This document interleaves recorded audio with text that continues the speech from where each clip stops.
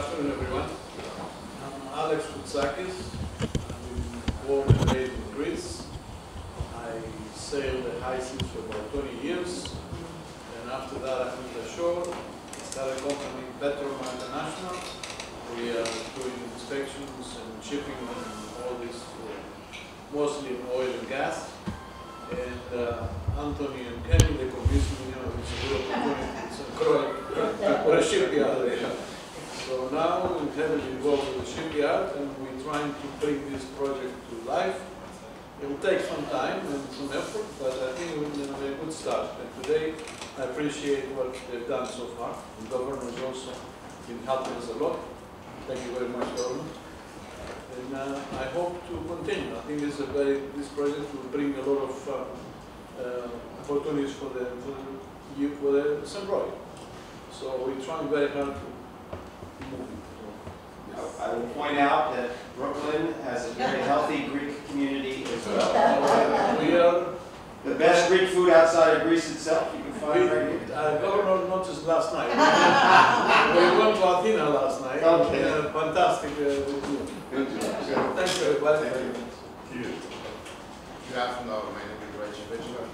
I'm the COO of Economy Systems. We're an ICT company, offices in Washington, D.C. area, as well as in the U.S. Virgin Islands. I'm here because some of the efforts of Anthony and what he's doing, and I'm always a proponent of anything that's going to move the VI forward. And Governor Brian has been a big fan. I'm a big fan of this and what he's trying to do, and anything I can do to help all people in the islands. I'm all for it, so it's part of my being here. Well, thank you. Before we try to get the two in the back? Yes. Especially because I'm biased as my sister. Good afternoon, everyone. My name is Ginger Davis. I am the managing partner for Untold Stories, which started out as a digital media company, but since the pandemic, we pivoted because I also work in the nonprofit sector, and so we pivoted to help nonprofits stay current with their missions and also to stay connected with their communities, which was really hard because they do a lot of in-person stuff, and I helped a lot of organizations go virtual and right at the beginning of the pandemic.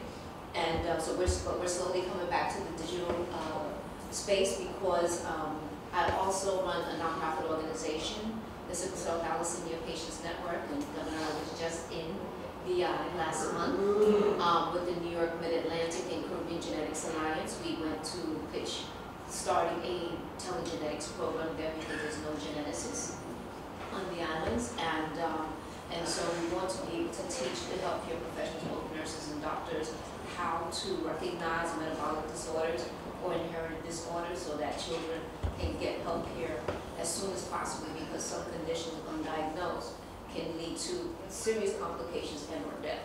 And so we were there, and I also met with Les Inclusion, who runs a sickle cell organization there, and our organization actually paid for her to get training as a community health worker, and we're working collaboratively with her to educate her in the community about sickle cell, particularly all of the gene and cell therapies and disease-modifying medications that are coming out right now.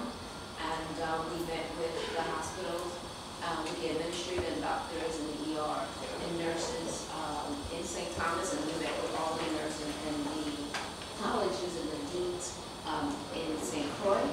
So I actually have already picked out where I want to build my house. You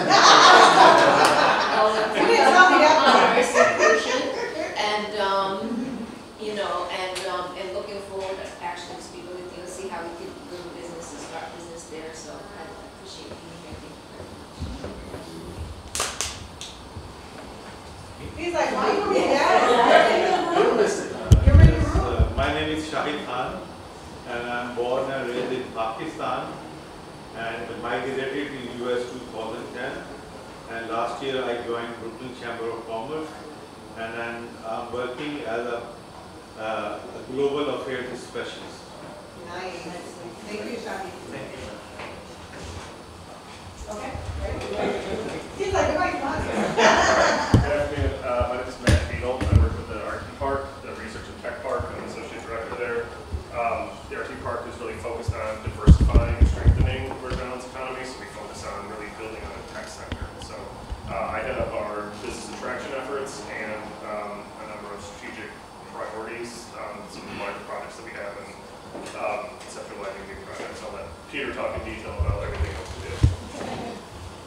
Good afternoon, I'm Peter Chapman. I'm the CEO of the Research and Tech Park Corporation. Matt's done a great job of kind of, laying out high level what we do, just to add a few more details. So we were established 21 years ago, right, as a vehicle for diversifying the economy of the Virgin Islands beyond, tourism, rum production, by really harnessing opportunities in the tech sector.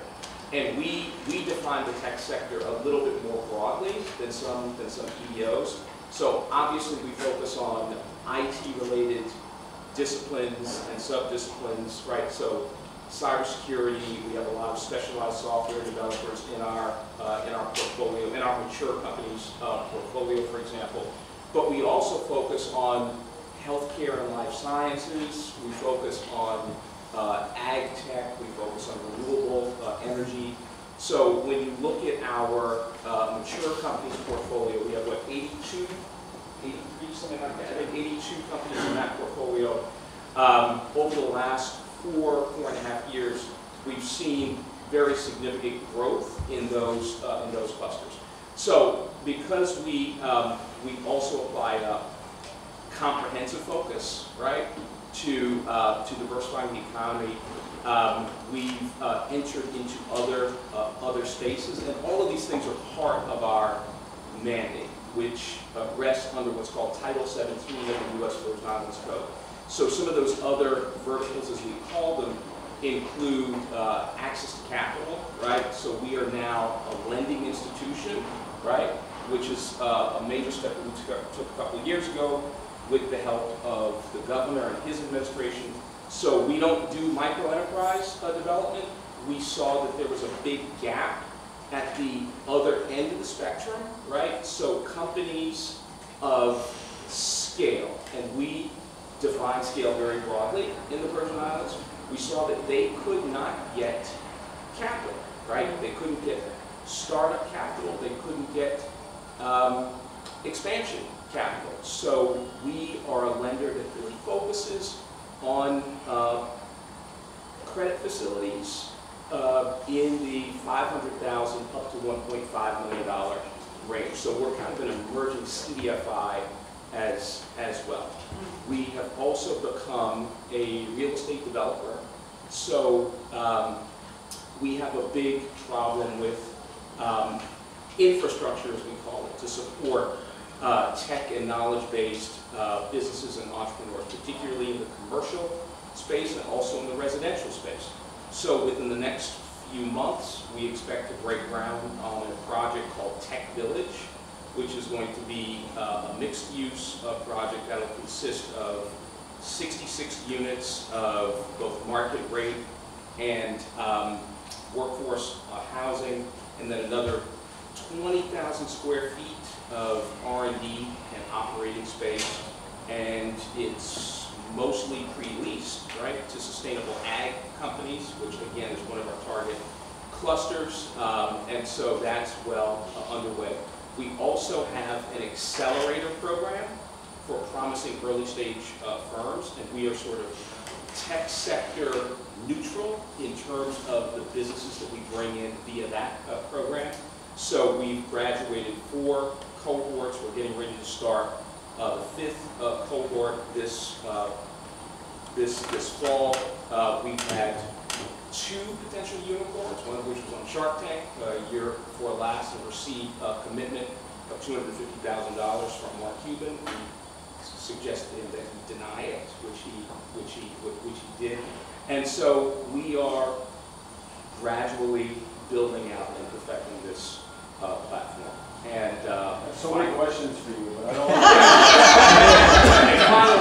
Finally, I'm a native New York. I'm a proud, Caribbean kid, but grew up in New York City, and I almost went to high school in Brooklyn. Almost.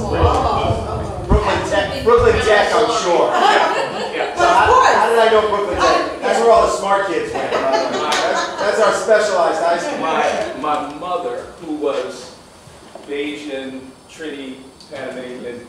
did not want me to go to high school in downtown Brooklyn. She thought it was too dangerous. So get this. Wow. So she sent me to high school in the Northeast Bronx. So you went to size? Okay. Yeah, well, that's. So I'm glad you brought and I'll talk maybe a little bit about that in my presentation, but the transformation that Brooklyn has gone through from 70s, 80s, 90s to now, it's been a wholesale transformation where it is not anywhere near the same place it was when your mom was concerned about sending you here. So, but appreciate you, and I got a lot of questions here. We should sidebar about something. Carolyn. No, well, you guys have already heard from me and the governor. Well, everybody doesn't know Coaching Connect. Everybody doesn't know Coaching Connect. I'm Terry Coaching Connect. And so this is another sister from another mister on this side, Celeste, and she's been mentoring. Your extended family is huge. Hello, let me tell you something. A tree without a root is not a tree. So I got a lot of roots. So I'm Terry Coxum, of course. My business is Coxum Connects, and if you see it's orange and blue, trustworthy, all these beautiful things, but more importantly, it's a magnet. 2 C's are a magnet. So my job is connecting people because relationships matter. So the biggest thing that I do is I work on contracting opportunities. So I help businesses get certified, and then I help them get contracts. I also do training. I'm a professor at Medgar Evers College, and I do a lot of motivational speaking. I'm an author. My book is Peaceful Pondering: A Busy Woman's Guide to Inner Peace, and so I do health and wellness around that. And it's just a pleasure to be a part of this today. I'm looking forward to hearing from each of you and how we can work better together to build wealth. It's all about the legacy and building wealth. We no longer want to live in a poverty mindset. We want to see how we can get this Virgin Island nice, cooperative, to really take it to the next level and have it be a model for others to follow. And so I'm just looking forward to seeing how we can do that and do that better. So thank you. All right. Oh, Coxum Report. And Anthony's in there, like, so I have a TV show, it's called The Coxum Report. And so basically every Wednesday for an hour, and Anthony is the producer, I get on, I bring in multimillionaires, I bring in small business owners, we talk about various best practices and big ideas, and we always end with solutions. So they can start off talking to me about all of their barriers, but they have to end with solutions because, of course, we are broadcast out of all of the Caribbean, we're broadcast in Southeast Asia, and of course here in the United States. One of my unicorns, she is Girls with Knowledge, and she's all over the world, especially in Nigeria. She was on my show, and then she got a call from her brother with a picture saying, I'm watching you on a show, and I'm in Trinidad. And she was like, I'm in Trinidad! So I say that to say that we're really making big strides and broad moves to make sure that we're inclusive, but more importantly, that we're showing the world how we're doing it better. And so I'm happy to be a part of that. And my goal is just to die empty. Everything that's poured into me, I want to pour it out. And just by way of background, just because I stood back up. So my life and my love for the Virgin Islands is because I was the regional advocate under President Obama. So I covered New York, New Jersey, Puerto Rico, and the Virgin Islands. And Celeste was my introduction to media in the Virgin Islands when she introduced me to her sister, Cassandra Dunn. Prior to that, I was Chuck Schumer's Deputy State Director for 6.5 years, first African-American woman to hold that job, and I ran the Community Relations Bureau for the Brooklyn District Attorney. So that's why my love of Brooklyn is so strong, and I'm looking forward to hearing from each of you. Now see what you would have missed. Exactly. Thank you. And Terry is such a tough act to follow. I am Carolyn Howe. I'm the President and CEO of Events USA. We are a corporate event planning firm that is based in the DMV, that's DC, Maryland, and Virginia. But I like to call that destination must visit. I met Anthony during the pandemic and started to do a television show there where I started to interview newsmakers.